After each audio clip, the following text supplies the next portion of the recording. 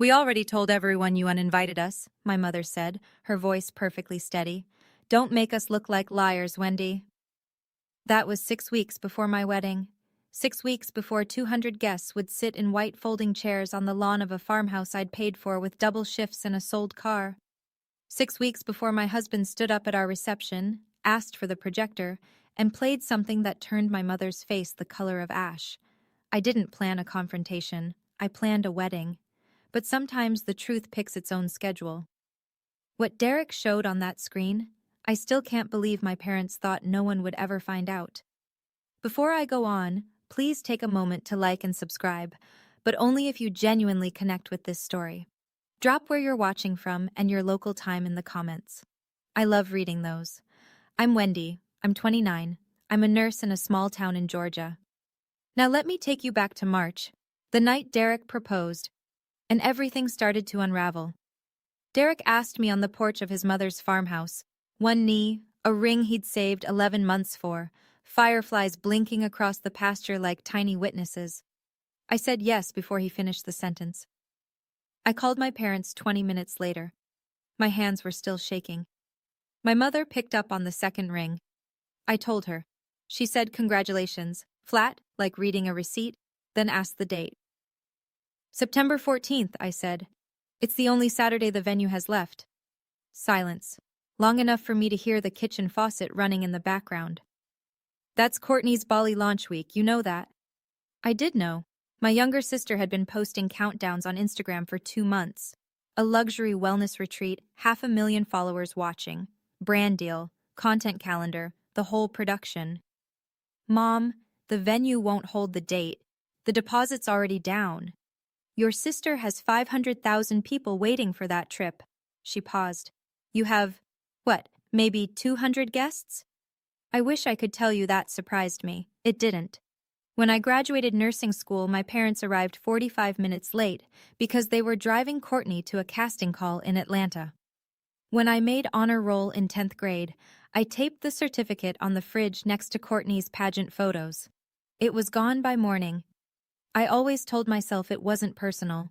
Courtney was the bright one, the visible one. I was the reliable one. Reliable doesn't need applause. I'll talk to your father, my mother said. But Wendy, be realistic. She hung up. I sat on that porch with a ring on my finger and a knot in my stomach, and I thought, maybe this time, just this once, they'll choose me. They didn't. My father called that evening. 8:17 p.m. I remember because I was standing at the stove making pasta, and the timer on my phone read 8:17 when his name flashed across the screen. Derek was at the kitchen table. I put the call on speaker. Looking back, I'm glad I did. A witness matters. I'm going to say this once, my father said. His voice had that low, controlled register he uses when he believes the conversation is already over. Move the date, or your mother and I won't be there. Dad, the deposit is non-refundable. Then you'll lose it. That's what happens when you don't think about your family. I looked at Derek. He reached across the table and took my hand. He didn't squeeze it. He just held it. Steady, the way you hold something you're not going to let go of. I'm not moving it, Dad. 3 seconds of nothing. Then the line went dead. I stood there holding the phone, steam rising from the pot behind me. Derek said, "You okay?" And I said, "Yeah," which was a lie. But it was the kind of lie that gets you through the next 10 minutes so you can eat dinner and pretend the floor isn't tilting. My father has run our family the way he runs his hardware store. Inventory in, inventory out. No backtalk from the shelves. You do what Harold Foster says, or Harold Foster stops talking to you. I'd watched him freeze out his own brother for 2 Thanksgivings over a property line dispute. I knew exactly what won't be there meant. It wasn't a threat. It was a policy. I just didn't know yet how far that policy would reach. 10 days later, the caterer called. Hi, this is Brenda from Magnolia Table. I'm calling because Diane Foster contacted us to cancel the deposit on her card. We need a new payment method within 10 days or we release your date. I was in the break room at the hospital, still in scrubs, coffee going cold in my hand. She canceled it? Yes, ma'am, this morning. I called the florist next. Same story. Diane had phoned in, polite as Sunday morning, and pulled both deposits. The photographer was still intact. That one was on my card. Everything else was gone. $14,000. Vanished with 2 phone calls. That night, I sat on our kitchen floor with a legal pad and a calculator. Savings account, $6,200. Wedding in 14 weeks. Deficit, roughly $8,000. Derek sat down beside me, back against the cabinet, shoulder touching mine. "We sell the Civic," I said. He didn't argue. We listed my 2011 Honda the next morning. Got $4,800 from a kid at the community college. I picked up 3 extra night shifts a week on top of my regular rotation. 12-hour shifts, then home to address invitations at the kitchen table until my handwriting went crooked. Derek watched me lick an envelope at 2 a.m. and said, "Let me run your credit report. We need it for the house loan anyway." I said sure, barely listening. I was calculating how many overtime hours it would take to cover the new caterer who charged by the head instead of the platter. He opened his laptop. I sealed another envelope. When I looked up 20 minutes later, Derek was staring at the screen and he hadn't moved. Not even his fingers, just frozen. "What?" I said. He didn't answer right away. Before Derek could explain what he'd found, my phone started buzzing. Not calls, texts, one after another, lighting up the screen like a slot machine nobody asked to play. "Aunt Carol, heard you told your parents not to come? That's cold, Wendy." "Uncle Gene, your mom is heartbroken. Call her." A cousin I hadn't spoken to since Thanksgiving. "Family is forever. Don't do this." I scrolled through 11 messages in 4 minutes. Every single one carried the same story. That I had uninvited my own parents from my wedding. That I was being cruel. That Diane was devastated. I called Aunt Patty. She's my mother's younger sister, the only person in our family who ever looked me in the eye and said, "I see what they're doing." She picked up on the first ring. "They told everyone it was you," Patty said. No preamble. "Harold called Jean yesterday. Diane posted in the family group chat. Not directly, you know how she does it. Just a sad emoji and, 'Please pray for our family.' Classic." "What exactly did they say?" "That you banned them. And that Derek is," her words, "isolating you from the people who love you." I sat down hard on the edge of the bed. 40-plus relatives now believed I was an ungrateful daughter being controlled by her fiancé. My father had weaponized Christmas dinners and birthday cards. My mother had weaponized sympathy. "Patty, none of that is true. I know who you are, sweetheart. I'll be at that wedding." I hung up and stared at the ceiling. The damage was already spreading, root deep, through every branch of the family tree, and I didn't know yet that my mother was about to take it one step further, to someone I actually cared about impressing. 2 days later, Derek came home from his mother's house looking like someone had rearranged the furniture inside his chest. "My mom got a phone call," he said. He sat across from me at the table, hands flat, the way he does when he's choosing words carefully. "A woman named Diane called her, told her you have emotional instability, said she should, quote, 'keep an eye on you.'" The room tilted. Not dramatically, just a slow, quiet tilt, like a picture frame sliding off a nail. My mother had called Ruth Calloway, my future mother-in-law, a woman I'd only known 8 months, a woman whose respect I was still earning. And Diane had called her to plant a seed that I was broken. Canceling the deposits, I could handle. Turning the relatives against me, I could stomach. But calling Derek's mother to sabotage the only new family I was building, that was different. That wasn't punishment. That was demolition. "What did your mom say?" I asked. She said, "I've spent 30 years in a courtroom. I know what manipulation sounds like." Ruth Calloway had worked as a clerk at the county courthouse until she retired. She'd sat through custody battles, fraud hearings, protection orders. She didn't rattle. "She recorded the call," Derek said. "Georgia's a one-party consent state. She said if we ever need it, it's ours." I sat with that for a long time. Then I said the truest thing I'd said in weeks. "I'm not fighting them, Derek. I'm just done explaining myself." From that point forward, all communication with my parents went through text, written record only. I didn't block them. I didn't yell. I simply stopped performing the role of the grateful daughter, and I didn't invite them back. Courtney FaceTimed me on a Tuesday night. She was in her studio apartment, ring light glowing behind her, lashes on, content ready even at 9 p.m. Her whole life was a set, and she never stepped off it. Just move it. It's one day. It's my wedding. And it's my career. Since when does your career outrank my marriage? She tilted her head the way she does when she thinks she's being patient with someone slower. Since it pays for Mom and Dad's new roof. That stopped me. I didn't know Courtney was funding anything for our parents. Or, more accurately, I didn't know our parents were telling Courtney she was funding them. What roof? Dad said the estimate was $12,000. I covered half, brand money. She shrugged like it was nothing, like writing a $6,000 check to your parents at 25 was just the price of being the favorite. Courtney, listen to me. I'm not moving the date. Then you're going to lose them. I already lost them. A long time ago. She blinked.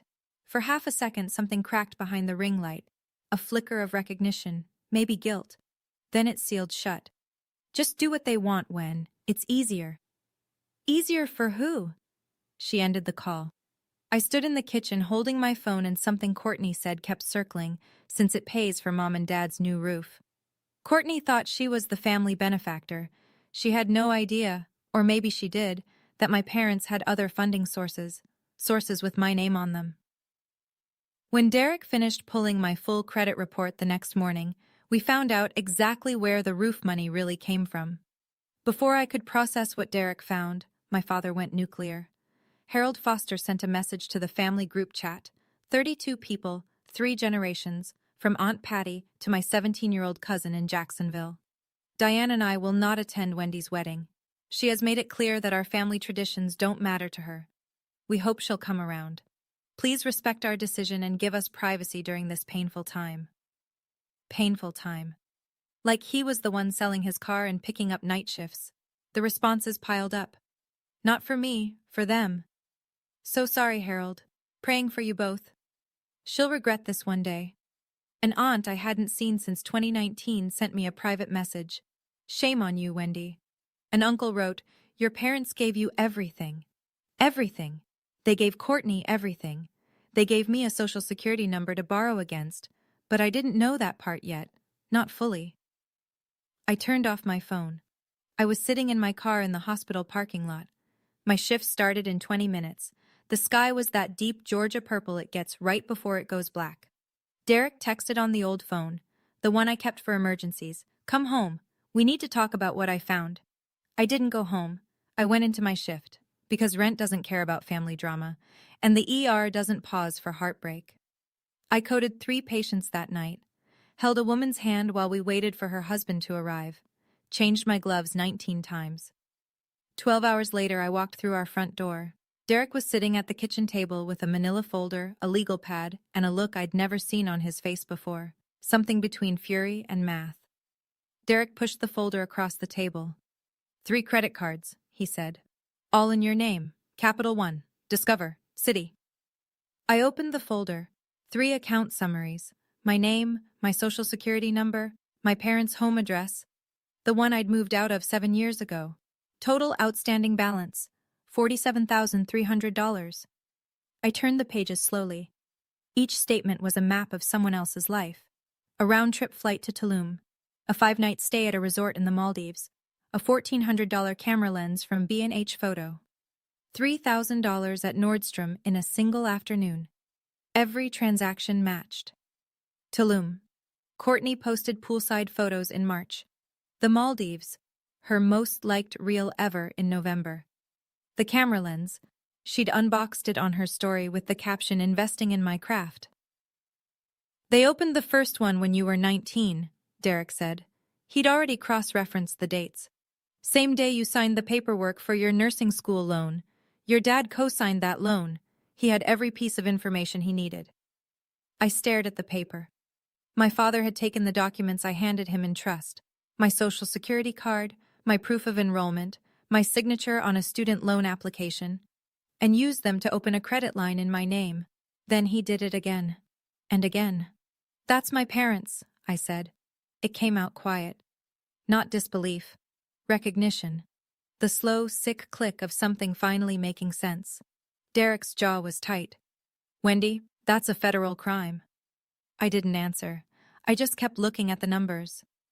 $47,000 of debt I'd never spent a cent of, sitting on my credit like a bruise I couldn't see.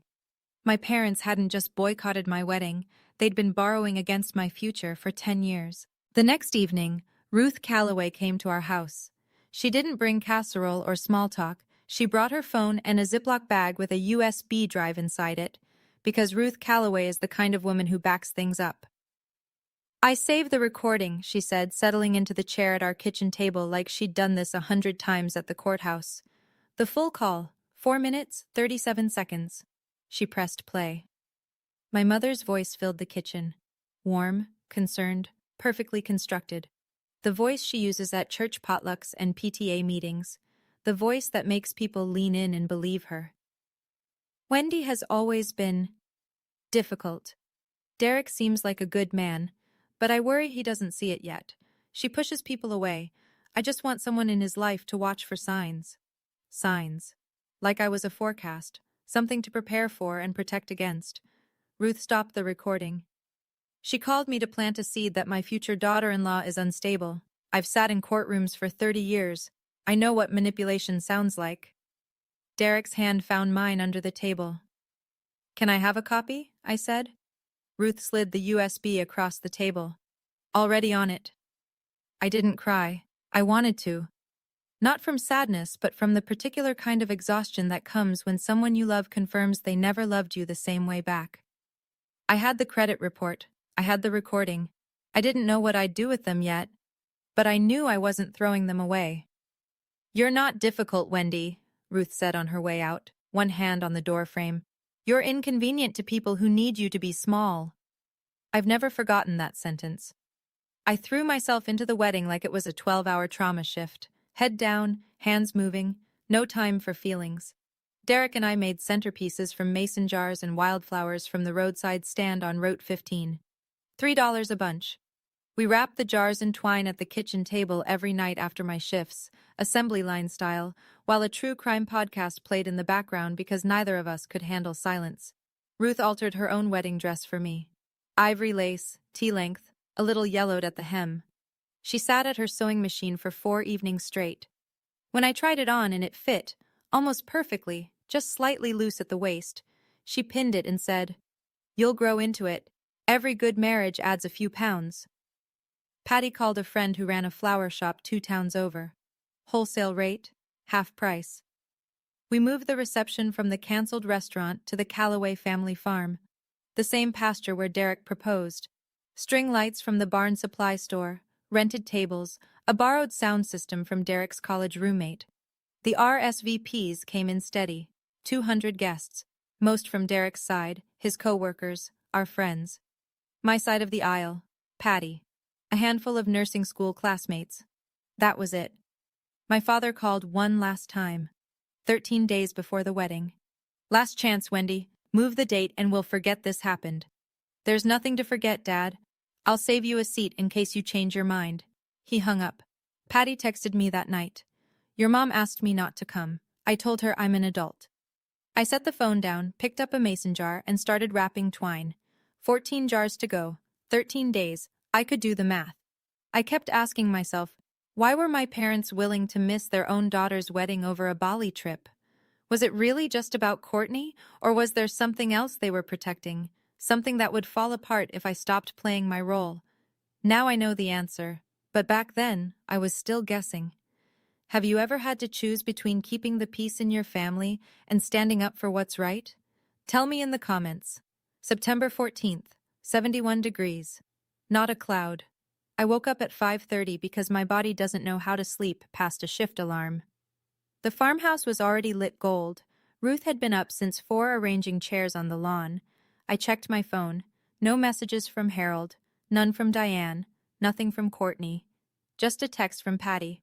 On my way, wearing waterproof mascara, no promises. I put on the dress in the upstairs bedroom that used to be Derek's when he was a kid. There were still model airplanes on the shelf.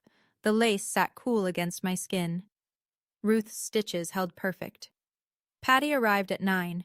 She walked in, saw me, and her eyes went red instantly. She pressed both hands over her mouth. "I'm sorry they're not here," she whispered. "Don't be. You're here." She hugged me so tight the lace creaked. At 10 o'clock, the ceremony started. 200 people in white folding chairs on a sloped green pasture, wildflower centerpieces lining the aisle, the Callaway barn behind us like a cathedral with a tin roof. There was no one to walk me down the aisle. No father of the bride, no arm to hold. So I walked alone. I've walked into trauma bays with blood on the floor. I've told families their person didn't make it. I've held my composure through things that would flatten most people. But walking down that aisle by myself, 200 faces turning toward me, knowing my own parents chose a content calendar over this moment, that was the longest 60 feet of my life. Derek stood at the end. His eyes were wet. His hands were steady. I reached him. He took my hand. And I didn't look back. The ceremony was beautiful. I need to say that. Because what came after was loud, and the quiet parts deserve to be remembered too. Derek's best man read a passage. Patty held the rings. The officiant, a retired pastor from Ruth's church, spoke about choosing people who choose you back, and I watched 4 women in the second row reach for tissues at the same time. But I could hear the whispers. During the vows, during the pauses between words, little currents running through the crowd. "Where are her parents?" I heard she kicked them out. That's not what Diane told me. My co-worker Linda, head nurse, 23 years on the floor, afraid of absolutely nothing, leaned in during the ring exchange and squeezed my elbow. "Don't listen. You're radiant." I held it together, through the vows, through the kiss, through the applause. I held it together when Derek said, "I choose you, not because no one else would, because no one else could." I held it together when 200 people stood up and clapped and the sun broke wide open across the pasture like God was showing off. I held it together. The ceremony ended. People hugged us. Someone's kid threw wildflowers that stuck in my hair. Derek's college roommate started the music, a playlist he'd made the night before. Half country, half Motown, completely wrong and completely right. We moved to the reception area. Long wood tables under the string lights, catered barbecue from a place in Macon that owed Derek a favor, mason jar centerpieces catching the late afternoon glow. 200 guests, paper napkins, real love. The ceremony was perfect. The reception was where everything changed. I saw the headlights first, a silver Buick rolling slow up the gravel drive. Deliberate. The way you'd pull into a stage entrance if you wanted the audience to notice. My father stepped out in a charcoal vest and pressed slacks. My mother followed in a floral dress and fresh lipstick, camera ready, the way she always is when she knows people are watching. Diane spotted me across the lawn and her face broke into a wide, trembling smile. She walked straight toward me, arms open, voice pitched to Carrie. "Oh, sweetheart, we couldn't miss our baby's big day." She hugged me before I could move. Her perfume hit my nose.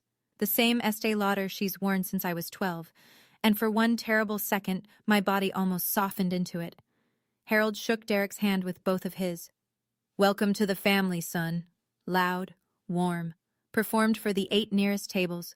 People clapped. Someone at table 4 said, "See? They came after all." A woman I didn't recognize dabbed her eyes. The prodigal parents, returning just in time. What a beautiful story.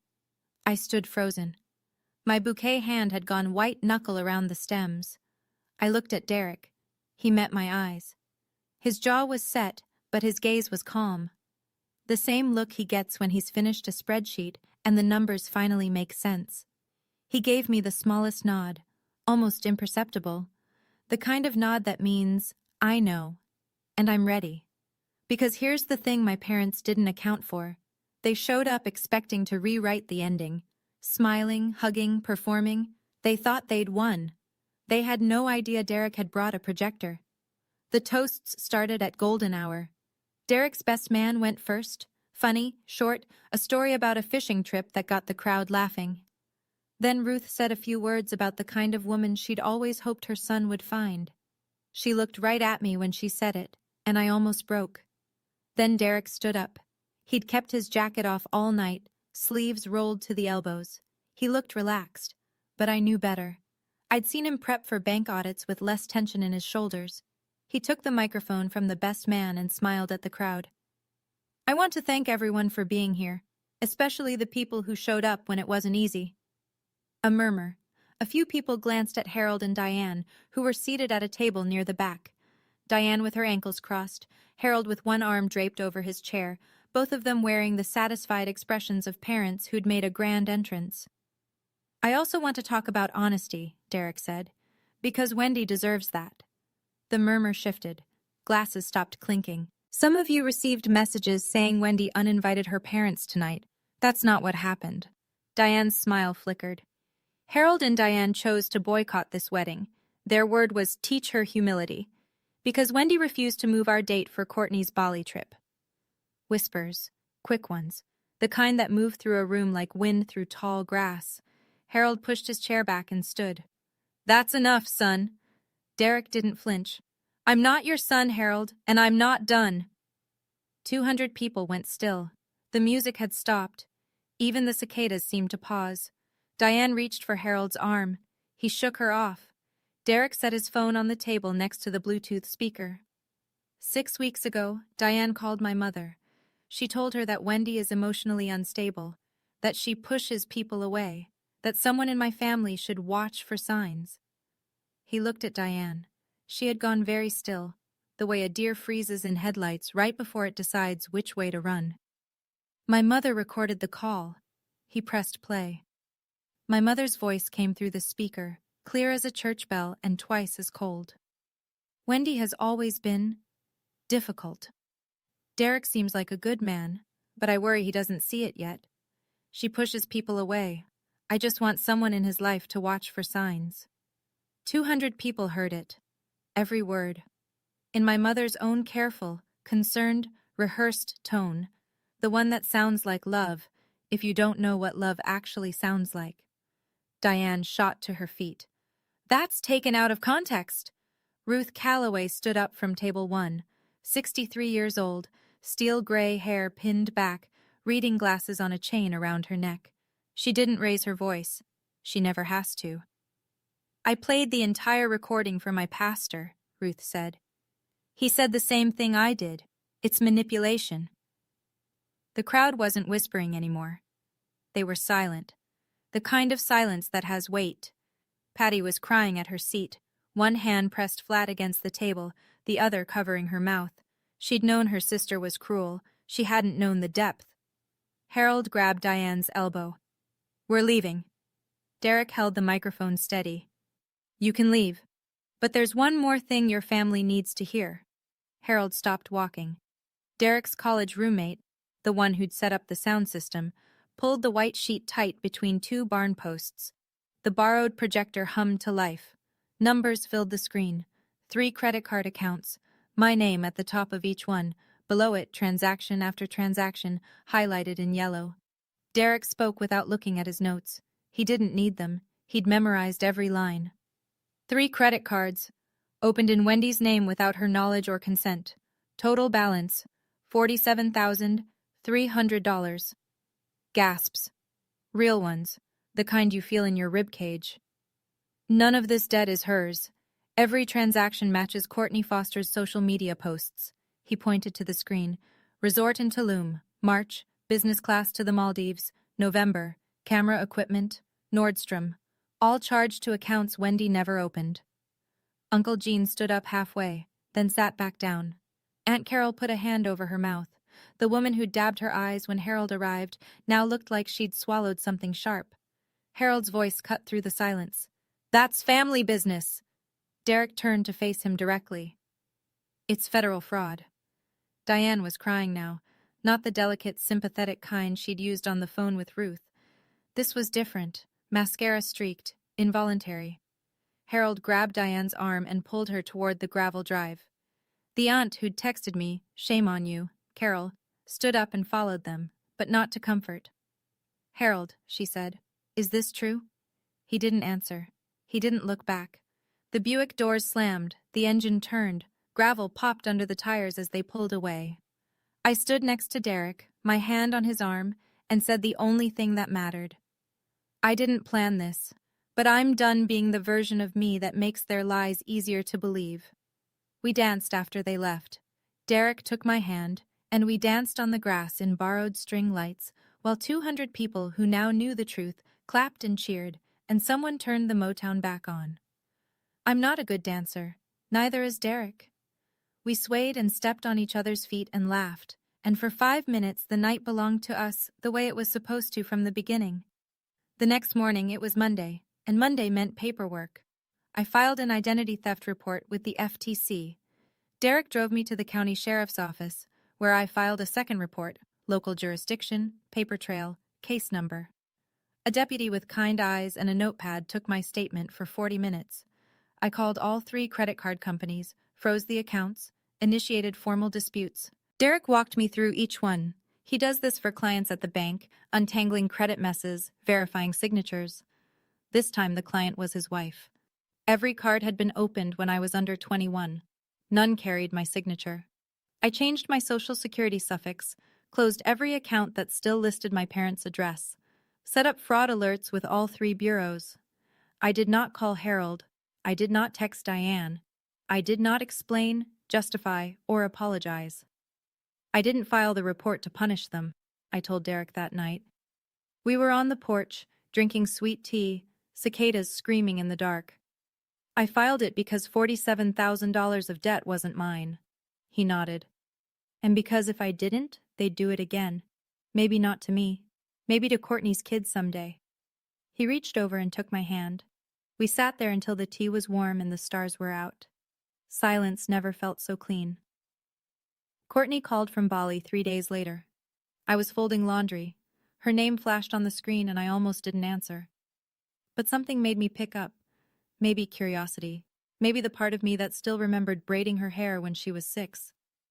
The Discover card got declined at the hotel, she said. Her voice was thin. No ring light confidence, just panic. What did you do? I froze my accounts. My name, my credit, my decision. You're ruining everything. I have a brand deal. The resort is part of the content package. I need that card for 3 more days. Fund it yourself. You're 25. Silence. Then a sound I hadn't heard from Courtney in years. A real sob. Not the kind she performs for stories. She hung up. I set the phone on the dresser and went back to folding towels.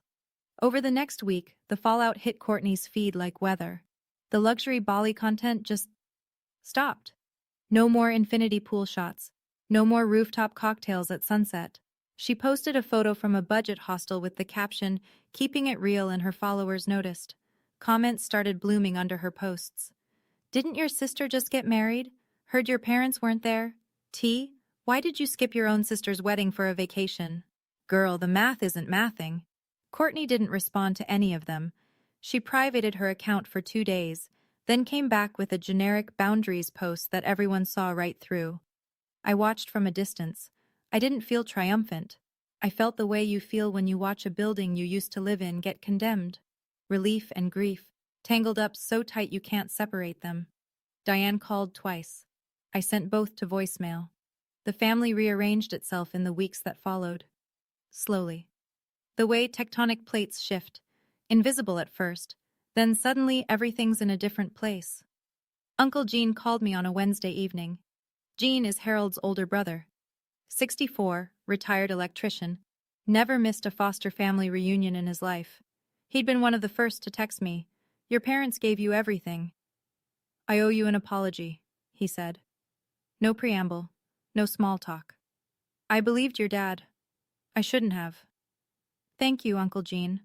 He's my brother, and I love him, but what I saw on that screen, I can't unsee it. Aunt Carol, the one who texted shame on you, mailed me a card. Inside, a handwritten note and $200 cash. For your new start. I'm sorry I didn't ask your side first. The family group chat reorganized. Gene removed Harold and Diane himself. 30 people watched it happen in real time. His message was short. Until you explain the credit cards, I don't think you should be here. No one objected. At church on Sunday, Ruth told me the pastor's sermon had been about honesty within families. She said Harold and Diane were not in attendance. They hadn't been for 3 weeks running. In a small town in Georgia, 3 missed Sundays is a statement. People notice. People talk. The Fosters, who had built their reputation on being pillars, on Diane's deviled eggs at every potluck and Harold's handshake at every fundraiser, were suddenly absent. And in a place where absence speaks louder than words, the silence around them grew thick. I didn't orchestrate any of it. The truth did the work. I just stopped covering for them. The brand deal collapsed on day 11. Courtney's Bali sponsor, a wellness supplement company, pulled the $30,000 contract after their PR team found the comment section. Someone had screenshot the projector image from the wedding. A guest had posted a shaky phone video on their private Facebook. Small towns are leaky that way. And it had made its way into a Reddit thread about family drama. 40,000 followers unfollowed Courtney in 2 weeks. Her engagement rate cratered. The algorithm, which had once handed her reach like candy, now buried her posts beneath cooking tutorials and cat videos. She flew home from Bali early, economy seat, middle row. I know because Patty saw the flight itinerary. Courtney texted Diane begging for a pickup at Hartsfield. Back home, reality set in. Every credit card Courtney had been using, for flights, hotels, content equipment, the daily seamless order that fueled her lifestyle, was in my name. All frozen, all disputed. She had no personal savings, no backup card. Her checking account held $1,100. I didn't celebrate. There's no satisfaction in watching your little sister Google how to open a bank account at 25. That's not a win. That's the receipt for a decade of someone else's parenting failure. Harold and Diane couldn't help her either. Without the cards in my name, their cash flow tightened overnight. The new roof Courtney had supposedly funded? Never happened. The money had gone to Courtney's expenses, funneled through accounts bearing my name, laundered through the fiction that it was family money being shared. The math was simple once you stripped the performance away. My parents had been running their younger daughter's lifestyle on their older daughter's credit, and now the credit was gone. Courtney called one more time, a Thursday, late, almost 11 p.m. Her voice was different, stripped down, no affect, no performance, no strategy, just tired. I knew about the cards, she said. I sat on the edge of the bed. Derek was already asleep. I didn't wake him. Not all of them, she continued. But the first one, the capital one. I was there when Dad opened it. I was 15. He said it was for emergencies. I asked whose name it was in, and he said yours, and I asked why, and he said, because Wendy doesn't need the credit right now. I thought that was normal. It wasn't normal, Courtney. I know that now. We sat in the silence for a long time. Not the hostile kind. The kind that happens when two people are standing in the same wreckage and neither knows where to step. I'm not calling to ask you to drop the report, she said. I know you won't. I'm calling because... I don't know. Because you're my sister and I used your name to pay for a life I didn't earn, and I don't know how to sit with that. I closed my eyes. I'm not ready to forgive you, I said. Maybe someday, but not today. I get it. She hung up. No drama, no tears, just a click and then nothing. I sat on that bed for a long time after, and then I cried. Not for the money, not for the wedding drama or the group chat or the credit report on the projector screen.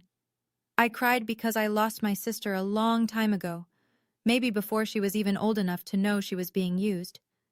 And this phone call was the first honest thing she'd said to me in years. Loss doesn't always arrive all at once. Sometimes it shows up dressed like a family.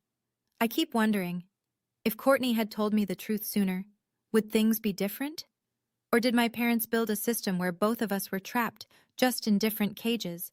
Courtney got the golden one, I got the invisible one, but we were both locked in. What do you think? Does Courtney deserve a second chance? Or does knowing at 15 and staying silent for 10 years make her just as responsible? Tell me in the comments. 3 months after the wedding, a letter arrived. Handwritten. My father's blocky print on the envelope. No return address, but I'd know that handwriting from across a parking lot. It's the same hand that labeled every shelf in his hardware store. Wendy, you're still our daughter. This has gone far enough. 11 words. No mention of the credit cards, no acknowledgement, no apology, just a command dressed up as affection. Diane texted a week later, "Can we have Christmas together? For family?" The same phrasing she'd used in the group chat, the same packaging. Wrap the request in family and hope no one notices it's actually an instruction. I sat at the kitchen table, the same one where Derek had spread the credit report, the same one where Ruth had played the recording, and I wrote back, one letter, on paper, because some things should be permanent. Dear Mom and Dad, I will always be your daughter. But I will not be in a relationship where my name is used without my permission. My reputation is damaged behind my back, and my boundaries are treated as disobedience. When you're ready to acknowledge what happened, not explain it, not justify it, acknowledge it, I'll be here. Wendy. I sealed it, stamped it, drove to the post office myself. No response came.